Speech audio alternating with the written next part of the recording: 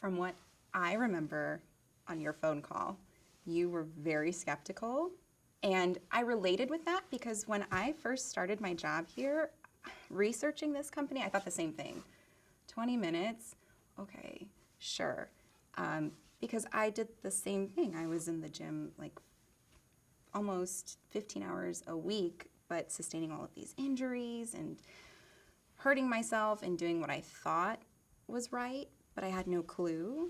And I just remember that speaking to me, that skepticism. So I leveled with you and I wanted you to just come in and try it.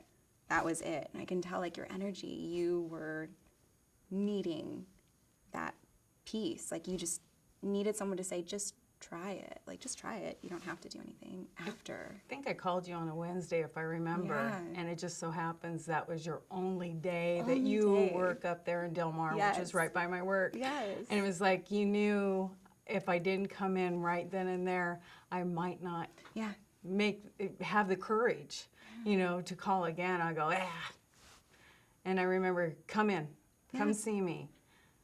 And when I met you, and we had our first workout, and we just talked about things in general, we had a real connection about all the frustrating workouts and, you know, working in the offices and just, you know, the 8-hour grunge and just, you know, freedom and things in general. Yeah, we just clicked immediately.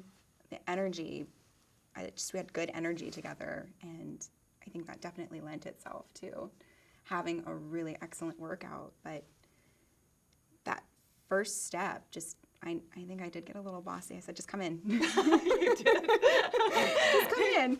I'm like, fine. And I think I came in with a scowl, just kind of looking at you like, show me. Here. Now I'm here. Now what? And I just shuffled you along. I said, okay, let's do this now and try this. And I remember that skepticism started to fade away little bit by little bit as I did each machine because of the old thought process. Yeah. You know, just like, you know, that counting to 8 to 10 and, you know, you were making sure my form was right and you were watching to see what was the right weight for me and you know, just getting a little bit more information out of me to see, you know, really what was my goal, what was my purpose, what was my end game, you know, what was I really trying to you know, what was my goal. And I remember telling you that I really just want to see a transformation in my body. For the first time, I was not going to just sit there and be, you know, dictated by a scale. Yeah. I really wanted to see the body change, and I was not going to pay attention to the scale for the first time. I really just wanted to give it everything I could. I remember we made that plan. We're going to wait the first 3 months. We're going to take baseline measurements. You already had the right outlook to not let the scale dictate, like you said, or tell you what kind of progress you made. And the first 3 months we did our measurements and we saw some inches moving, and you saw movement in your composition and how your body felt. And then you said, okay, we'll do another 3 months. I remember that too. I'm like, okay, you get an extended lease. Yeah. I'm going to give you another 3 months. I remember when you came in that there was a little bit of this almost like a defeat / frustration where you were just willing to try anything. I think you had tried a lot of things and you just weren't getting what you were looking for. And I recognized that look. And I wanted just to show you what this does and break down that barrier. And okay, cut. I'm sorry. Cut. Everything you're saying That's is a good, cut. but you're looking down. I remember when you first walked in and you had a skepticism and a defeat and a frustration, and I recognized all of those. I remember things, that. all of those emotions and the angst inside. And I wanted my sole time with you to show you that this works, that what you're wanting to do, what you're wanting to accomplish is possible. And you made it through the roughest part, which is just the showing up part.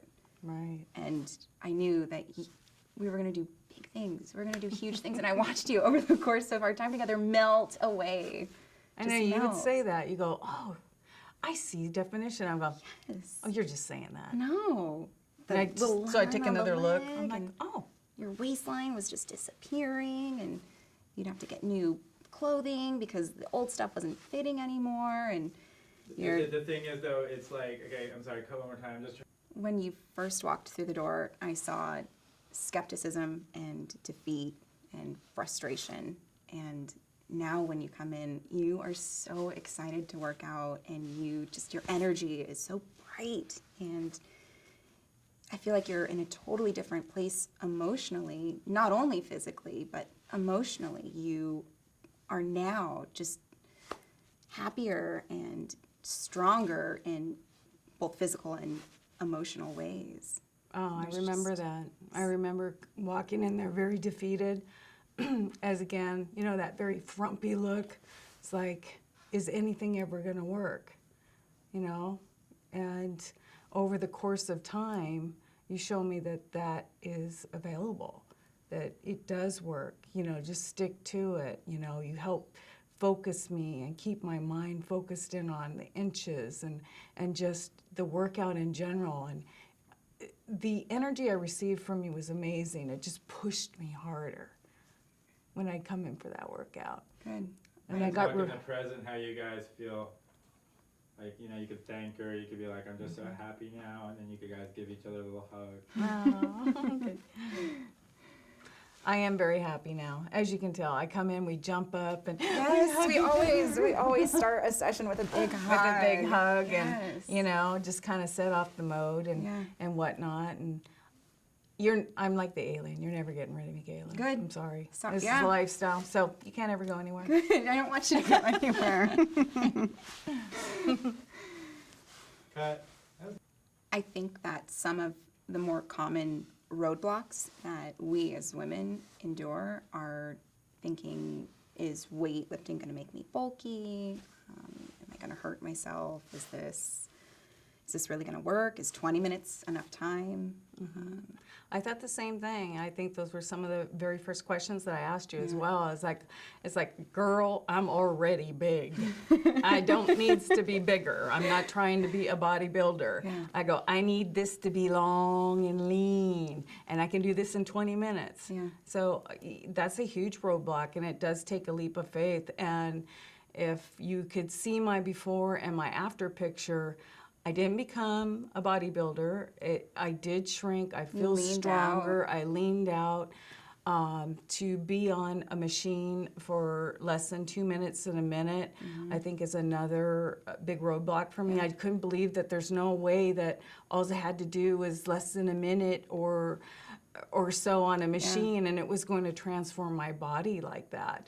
I think You know? the atmosphere as well, just it's a very private atmosphere. We don't have a million people around, and so I think we're able to kind of just let some walls down and really get to the crux of issues. Well, I like the other thing too is that you think that, okay, are they really listening to me? Are they tailoring this exercise towards my body composition, you know, where I want to work at or the things I want to work on, and how that just all works. Once again, it's the old mentality of weight training and how many times you have to do it.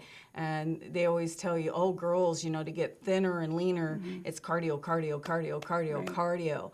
And it did take a leap of faith for me to say, okay, you know, I'm going to go ahead and try this and you know, watch my body transform with the right machines, with the right trainer, you know, talking to me if I needed extra advice on something.